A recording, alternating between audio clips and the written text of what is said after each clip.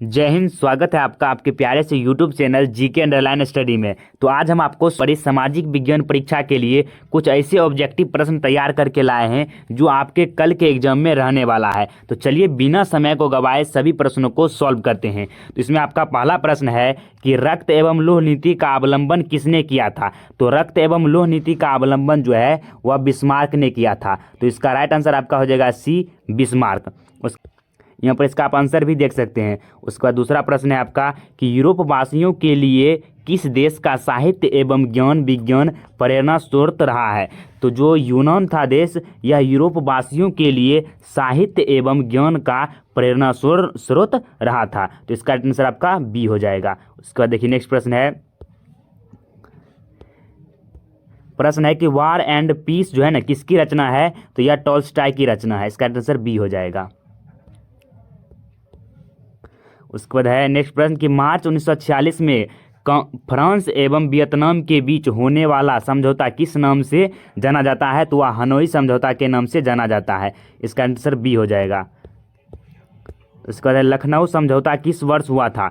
तो लखनऊ समझौता जो है 1916 ईस्वी में हुआ था। इसका आंसर ए हो जाएगा, 1916 ईस्वी में। उसके बाद है कि असहयोग आंदोलन का प्रस्ताव कांग्रेस के किस अधिवेशन में पारित हुआ था। तो दिसंबर 1920 में नागपुर अधिवेशन में जो है ना असहयोग आंदोलन का प्रस्ताव पारित हुआ था। तो इसका आंसर हो जाएगा आपका डी।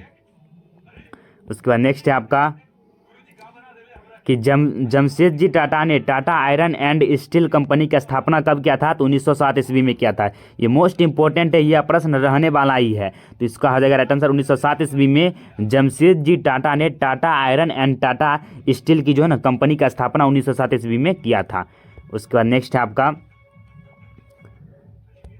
प्रश्न है कि जनसंख्या का घनत्व सबसे अधिक कहाँ होता है। तो पहले भी करा चुके हैं ये प्रश्न। तो महानगर में जो है जनसंख्या घनत्व सबसे अधिक होता है। कुछ ऐसे प्रश्न होते हैं जो रिपीटेड होते हैं। बिहार बोर्ड में बहुत बार रिपीटेड प्रश्न भी पूछे जाते हैं।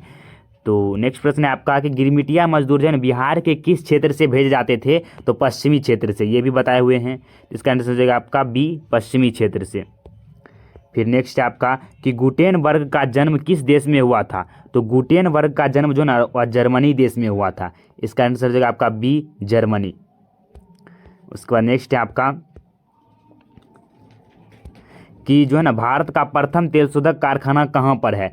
तो अवस्थित है, तो ये आप जानते होंगे बरौनी में जो है ना भारत का प्रथम तेल शोधक कारखाना जो है ना स्थापित किया गया था। तो इसका राइट आंसर हो जाएगा बी, बरौनी। उसके बाद नेक्स्ट है आपका कि भाखड़ा नागल परियोजना जो है ना वह किस नदी पर बनाया गया है या किस नदी पर अवस्थित है। तो इसका राइट आंसर हो जाएगा आपका सी, सतलज नदी पर अवस्थित है भाखड़ा नागल। उसके बाद नेक्स्ट है आपका कि ताप विद्युत केंद्र का उदाहरण है। तो ताप विद्युत केंद्र का उदाहरण भी बरौनी ही है। इसका आंसर हो जाएगा बी, बरौनी। कम समय में चाहेंगे कि आपको सभी प्रश्न यहाँ पर करा दिया, और आपको इससे अगर समय कम मिलता है तो आपको इसे 2 गुना स्पीड में भी देख लेना है, लेकिन पूरा आपको वीडियो देखना है। फिर है कि मैंग्रोव्स वन का जो सबसे अधिक विस्तार कहाँ पर मिलता है। तो सुंदरबन में मिलता है। ये सुंदरबन कहाँ है। तो पश्चिम बंगाल में है। वहीं पर जो है सुंदरबन, ये जो है ना मैंग्रोव्स, ये एक सुंदरबन है जो एक डेल्टा की तरह जो है पूरा हुआ फैला हुआ रहता है। तो उसी को मैंग्रोव्स वन कहते हैं, और इसका विस्तार सुंदरबन में बहुत ही ज़्यादा मिलता है। उसके बाद नेक्स्ट है आपका कि भारत में कितने प्रकार के खनिज पाए जाते हैं। तो भारत में जो है ना कुल 100 प्रकार के खनिज पाए जाते हैं। इससे अधिक भी पाए जाते हैं, तो आपको 100 प्रकार देना है इसमें। उसके बाद नेक्स्ट है आपका कि भारत की कितनी जनसंख्या कृषि कार्यों में संलग्न है या कृषि कार्यों पर आधारित है। तो भारत की जो ना लगभग 2/3 जो जनसंख्या है वह कृषि कार्यों में संलग्न है।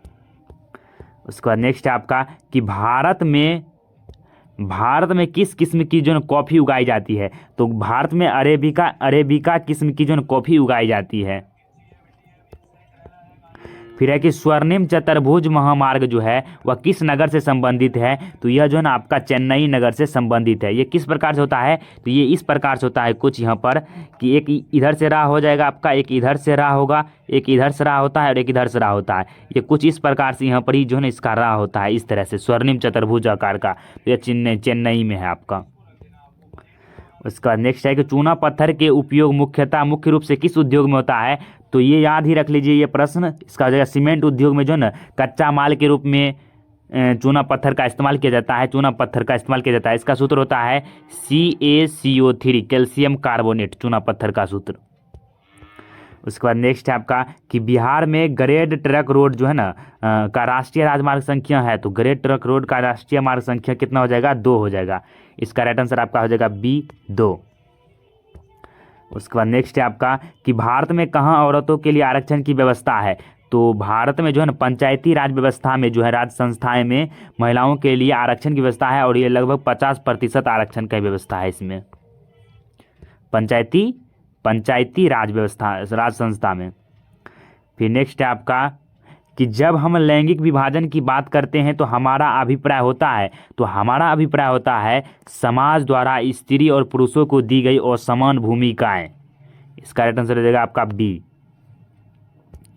उसका नेक्स्ट है आपका कि बिहार पंचायती राज अधिनियम महिलाओं को कितना प्रतिशत आरक्षण देती है? तो अभी तुरंत बताए थे 50% आरक्षण देती है। इसका आंसर आपका हो जाएगा C। फिर है कि दलित पैंथर्स कार्यक्रम से निम्नलिखित में कौन संबंधित है?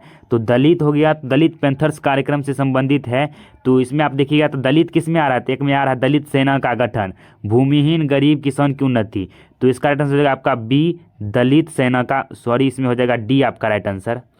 जो है ना औद्योगिक मजदूरों के शोषण से मुक्ति, जो है ना यही जो है ना आपका दलित पैंथर्स कार्यक्रम से संबंधित है। इसका आंसर आपका D हो जाएगा। उसके बाद नेक्स्ट है आपका कि बोलेविया में जनसंघर्ष का मुख्य कारण था, तो बोलेविया में जनसंघर्ष का मुख्य कारण था कि पानी के कीमत में वृद्धि। इसी कारण से जो है ना बोलेविया में जनसंघर्ष हुआ था, जनताओं में जो है ना आक्रोश हो गया था, उन्होंने आंदोलन पर उतर गया था। उसको देखिए राजनीतिक दल का आशय होता है, तो राजनीतिक दल का आशय आप भी बता सकते हैं, अफसरों का तो होगा ही नहीं, सेनाओं की समूह, व्यक्तियों के समूह, किसानों के समूह, तो यहाँ पर हो जाएगा व्यक्तियों के समूह। राजनीतिक दल का आशय होता है व्यक्तियों के समूह से। ऑप्शन से भी आंसर आप लगा सकते हैं इस तरह के प्रश्न का। फिर एक लोकतंत्र सभी नागरिकों को देता है, तो लोकतंत्र सभी नागरिकों को समान अधिकार देता है, समान अवसर देता है, तो इसका आंसर होगा समान अवसर देता है, यहाँ पर अवसर होगा। उसके बाद नेक्स्ट है आपका कि नए विश्व सर्वेक्षण के आधार पर भारतवर्ष में मतदाताओं की संख्या कितनी है? तो इसका जो राइट आंसर आपका हो जाएगा B, 71 वर्ष। इस प्रश्न को आपको याद ही रख लेना है, 71 वर्ष। 71 वर्ष जो है ना नए विश्व सर्वेक्षण के आधार पर भारतवर्ष में मतदाताओं की संख्या है, जो वोट दे सकते हैं उसका संख्या 71 करोड़ है। फिर है कि लोकतंत्र की सफलता निर्भर करती है, तो जो लोकतंत्र की सफलता है वह किस पर निर्भर करेगा? नागरिकों की उदासीनता पर, ये तो होगा ही नहीं। नागरिकों के गैर कानूनी कार्रवाई पर, यह भी नहीं होगा। नागरिकों द्वारा अपनी जाति के हितों की रक्षा पर, यह भी नहीं होगा। आपका राइट आंसर होगा C, क्योंकि नागरिकों की विवेकपूर्ण सहभागिता पर ही लोकतंत्र का जो है सफलता, उसका विकास निर्भर करता है। उसके बाद योजना आयोग के अध्यक्ष होते हैं, तो योजना आयोग के अध्यक्ष आपको भी पता है कि प्रधानमंत्री होते हैं। इसका आंसर होगा C, प्रधानमंत्री। उसके बाद नेक्स्ट है आपका कि भारतीय संदर्भ में प्राथमिक क्षेत्र के का योगदान आज़ादी के बाद क्या हुआ? तो वह घट गया है, तो इसका आंसर जो है घटता गया।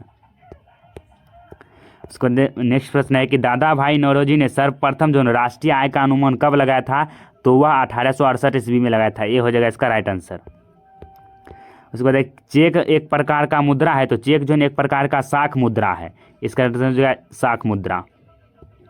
उसका नेक्स्ट है कि ATM के द्वारा पैसे निकाला जा सकता है, तो आप जो है ना 24 घंटा निकाल सकते हैं इसमें ATM से पैसा, आपको कभी भी जो है ना मतलब 24 घंटा या जो है कार्य करता है। उसको देखिए भारत की वित्तीय राजधानी किस शहर को कहा गया है? तो भारत की जो वित्तीय राजधानी है, फाइनेंशियल कैपिटल, वह जो है ना आपका मुंबई को कहा गया है, इसका आंसर हो जाएगा A। उसके बाद नेक्स्ट है आपका कि सहकारिता प्रांतीय सरकारों का जो है ना हस्तांतरित विषय कब बनी? तो जो सहकारिता प्रांतीय सरकारों का जो हस्तांतरित विषय है वह आपका जो है ना यहाँ पर देख सकते हैं, इसका आंसर C हो जाएगा 1918 ईस्वी में। थोड़ा सा ईस्वी वाला आपको याद रख लीजिएगा, 1918 ईस्वी में। उसके बाद नेक्स्ट है आपका कि रोजगार एक सेवा से दूसरे सेवा का है, तो वो परस्पर है, मतलब एक दूसरे से संबंधित है। इसका आंसर होगा कि रोजगार और सेवा एक दूसरे से संबंधित है, परस्पर है, जिसका आंसर A हो जाएगा। उसके बाद नेक्स्ट है आपका कि वैश्वीकरण का अर्थ होता है, तो वैश्वीकरण का अर्थ होता है कि व्यापार, पूंजी, तकनीकों का हस्तांतरण, सूचना प्रवाह द्वारा देश की अर्थव्यवस्था का विश्व की अर्थव्यवस्था के साथ समन्वय, ये हो जाएगा आपका राइट आंसर। उसके बाद नेक्स्ट है आपका कि निम्न में कौन मानव जनित आपदा है, मतलब मानव के द्वारा आता है। सांप्रदायिक दंगा भी होता है, आतंकवाद भी होता है, और देखिए महामारी दो हो जाएगा तो ये भी आपका महामारी जो है ना इसी के अंतर्गत आएगा, क्योंकि महामारी भी जनता के द्वारा, जैसे कोरोना वायरस तो मनुष्य के द्वारा ही फैलाया गया था, तो इस कारण से होगा आपका डी, इनमें से सभी। फिर है कि स्थल पर होने वाले कंपन, जो स्थल पर होता है कंपन वह किस नाम से जाना जाता है, तो वह भूकंप के नाम से जाना जाता है। जो स्थल पर होता है ये भूकंप होता है, और अगर समुद्र के किनारे होगा, समुद्र में होगा तो वह सुनामी के नाम से जाना जाएगा। समुद्र में आए हुए भूकंप को ही सुनामी कहते हैं। उसके बाद देखिए नेक्स्ट है कि रंपा विद्रोह कब हुआ था, बहुत आसान प्रश्न। रंपा विद्रोह 1916 ईस्वी में हुआ था। लखनऊ समझौता भी 1916 ईस्वी में हुआ था, वो भी प्रश्न आ गया कि लखनऊ समझौता कब हुआ था, तो 1916 ईस्वी में हुआ था। इसका आंसर ये हो जाएगा। फिर है कि पूर्ण स्वराज की मांग का प्रस्ताव कांग्रेस के किस वार्षिक अधिवेशन में पारित हुआ। जो पूर्ण स्वराज की मांग था वह कांग्रेस के किस अधिवेशन में पारित हुआ, तो लाहौर अधिवेशन में पारित हुआ था 1929 ईस्वी में। तो इसका आंसर ए हो जाएगा। उसके बाद गदर पार्टी की स्थापना किसने और कब की, तो जो गदर पार्टी था उसका स्थापना जो है ना आपका किया था लाला हरदयाल ने। तो लाला हरदयाल किस ऑप्शन में है, आपका सी ऑप्शन में है, और 1913 ईस्वी में किया था। उसके बाद नेक्स्ट है कि असहयोग आंदोलन का प्रस्ताव कांग्रेस के किस अधिवेशन में पारित हुआ था, तो असहयोग आंदोलन ऊपर ही प्रश्न कर चुके हैं, दिसंबर 1920 में नागपुर अधिवेशन में पारित हुआ था। उसके बाद जालियांवाला बाग हत्याकांड किस तिथि को हुआ था, तो जालियांवाला बाग हत्याकांड जो है वह 13 अप्रैल 1919 ईस्वी को हुआ था। उसके बाद नेक्स्ट है आपका कि सविनय अवज्ञा आंदोलन कब और किस यात्रा से शुरू हुआ, तो वह दांडी यात्रा से 1930 ईस्वी में शुरू हुआ था। इसका आंसर सी हो जाएगा। फिर है राष्ट्रीय स्वयंसेवक संघ की स्थापना कब और किसने की, तो राष्ट्रीय स्वयंसेवक संघ की स्थापना केवी हेडगेवार ने किया था, और यह 1925 ईस्वी में हुआ था। उसके बाद नेक्स्ट है आपका कि वल्लभ भाई पटेल को सरदार की उपाधि किस आंदोलन के दौरान दी गई, तो उसे जो है ना बारदोली आंदोलन के दौरान दिया गया था। इसका आंसर ए हो जाएगा। उसके बाद लास्टवा प्रश्न है आपका 50वां प्रश्न कि भारत में खिलाफत आंदोलन कब और किस देश के शासक के समर्थन में शुरू हुआ था, तो जो इसका राइट आंसर आपका हो जाएगा ए, 1920 ईस्वी में तुर्की के शासक के समर्थन में हुआ था। तो इस तरह से जो है ना आपका 50 ऑब्जेक्टिव प्रश्न क्लियर होता है। आशा है कि आपको पूरा समझ में आया होगा। मिलते हैं नेक्स्ट वीडियो में। अगर आप लोग इस चैनल पर पहली बार आए तो प्लीज़ आपसे छोटा सा रिक्वेस्ट है कि इस चैनल को सब्सक्राइब कर लीजिए, क्योंकि इस तरह का आपको हेल्पफुल कंटेंट यहाँ पर ही देखने को मिलता है और हमेशा मिलता रहेगा। और अपने दोस्तों में शेयर भी करें और लाइक करें वीडियो को। तो मिलते हैं नेक्स्ट वीडियो में, तब तक के लिए जय हिंद, जय भारत।